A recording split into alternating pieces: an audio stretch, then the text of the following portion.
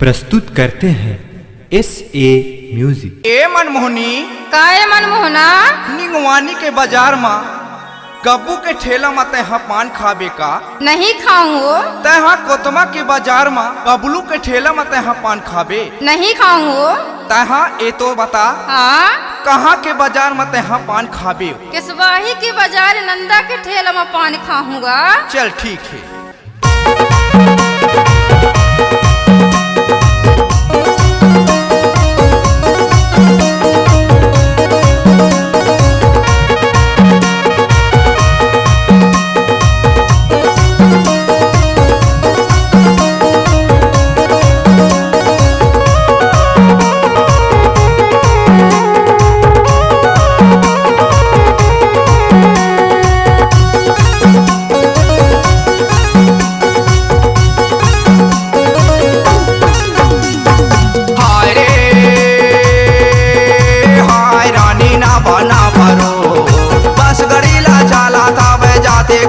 Road ये पतरैली रानिया चल तोला मैं हारानी पान खबाहू, चल तोला मैं हाँ बाई पान खबाहू।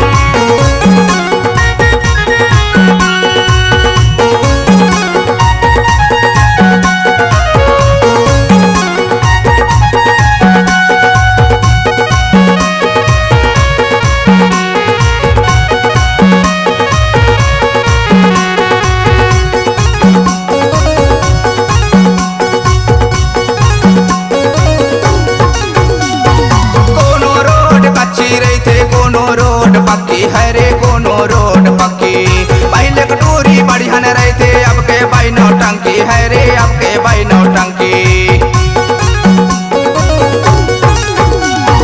कोनो रोड कच्ची रहते कोनो रोड पक्की है रे, कोनो रोड पक्की, पहले कटोरी बढ़िया न रहते अब के बाई नौटंकी है रे, अब के बाई नौटंकी। हाय रे हाय रानी ना बना बारो बस गड़ीला चाला था बह जाते को तुम्हारो जे पतरैली रानिया चल तोला मैं हाँ बाई पान खबाहू, चल तोला मैं हाँ रानी पान खबाहू।